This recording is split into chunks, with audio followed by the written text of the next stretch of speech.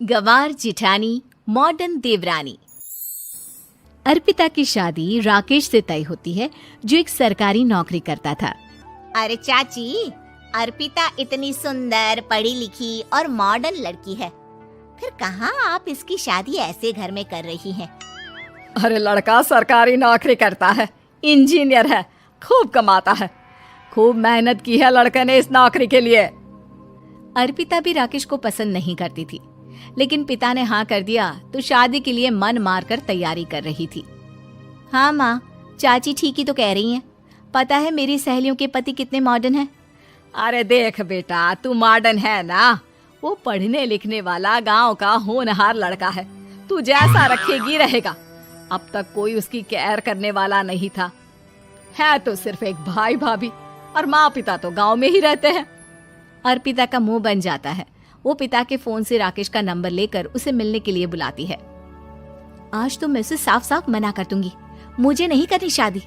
शक्ल देखी है ना, कपड़े पहनने का तरीका है ना बोलने का। अर्पिता राकेश से मिलने जाती है। अब क्या हो गया, आपने मुझे अर्जेंट मिलने को बुलाया, सब ठीक तो है ना?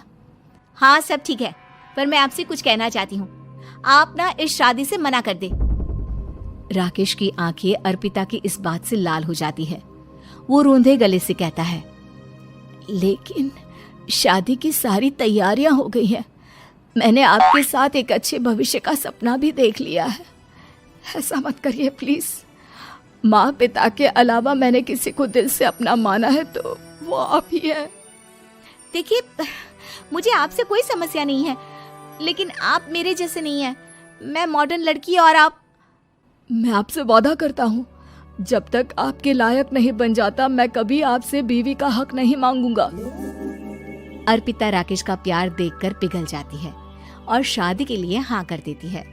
दोनों की शादी हो जाती है, लेकिन शादी के बाद राकेश की भाभी, जो कि पूरी देहाती थी। ए राकेश, उठ, जब पानी भर कर ला और तेरी बीवी को बोल के चूल्हा लगा दिया है, रोटी बना ले। क्या है ये सब? और तुम्हारी भाभी इस तरह चिल्ला क्यों रही है? क्या करूं, भाभी ही खाना बनाती है और मुझे पढ़ने के लिए इस घर में रखा, तो मैं घर का सारा काम कर देता हूँ। अब तुम आ गई हो, अपने तरीके से देख लो। ये मकान तो तुम्हारे पापा ने बनवाया था ना शहर में, ताकि बेटा पढ़ाई कर सके। हाँ, पर भाभी ही पूरे घर में रहती है। ठीक है, देखो अब। अर्पिता बाहर जाती है।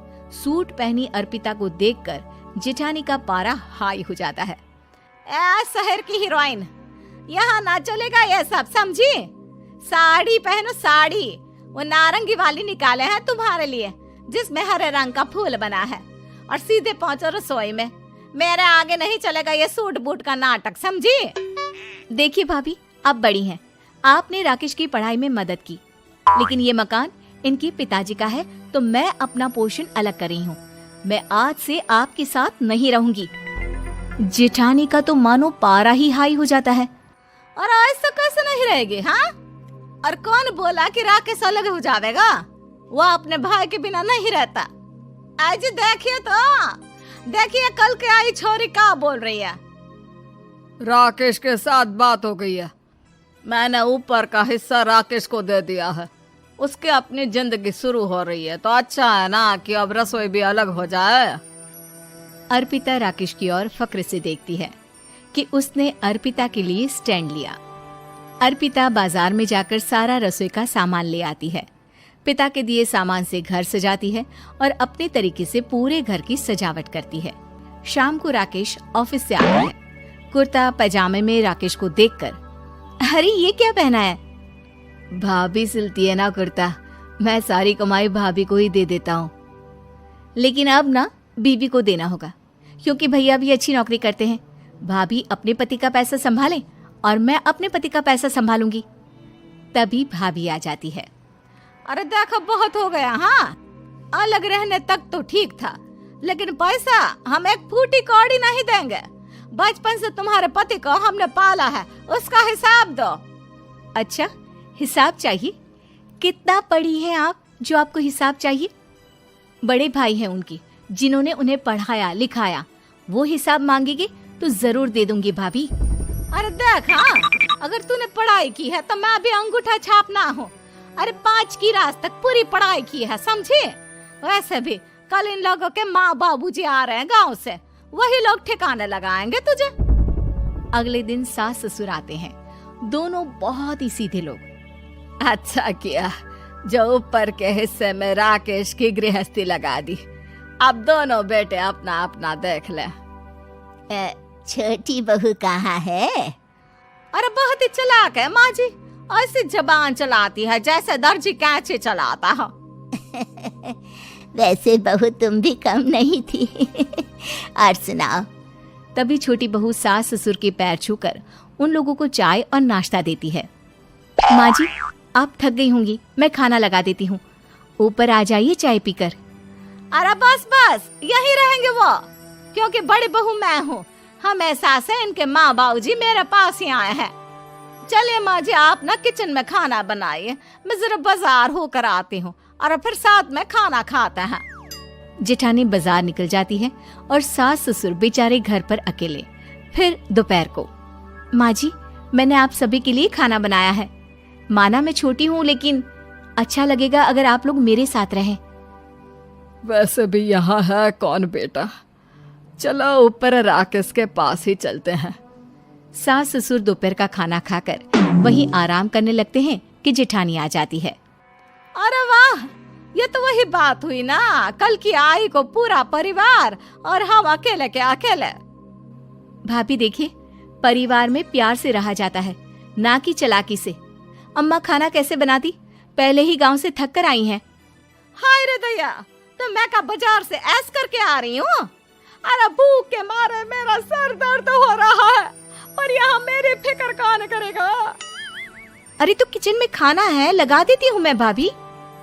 बड़ी बैठकर खाना खाती है और शाम को जब राकेश घर आता है।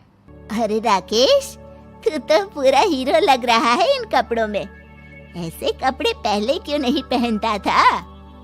राकेश बीबी की तरफ देखता है, फिर कहता है, माँ पहले पहनाने वाली नहीं थी ना।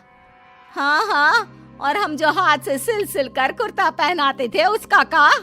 अरे तुम्हारे भैया तो आज भी पहन रहे हैं।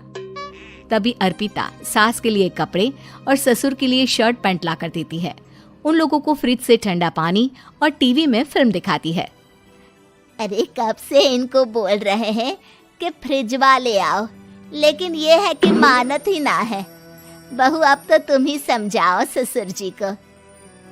नहीं पापा, आप फ्रिज मत लीजिए। अरे वाह रे छोटे, खुद फ्रिज का ऐसे का मजा ले, और इनकी माँ के पास फ्रिज भी ना हो। अरे देखा पिताजी, देखा माँ जी कब बोल रही है। अरे उसकी पूरी बात तो सुन लो कि वो क्या बोल रही है। वो इसलिए क्योंकि अब माँ जी और पापा यहीं रहेंगे मेरे पास। घर को घर सिर्फ मॉडर्न या गांव की सोच नहीं, बल्कि संस्कार बनाते हैं भाभी, और संस्कार अच्छे हो तो सब सही हो जाता है।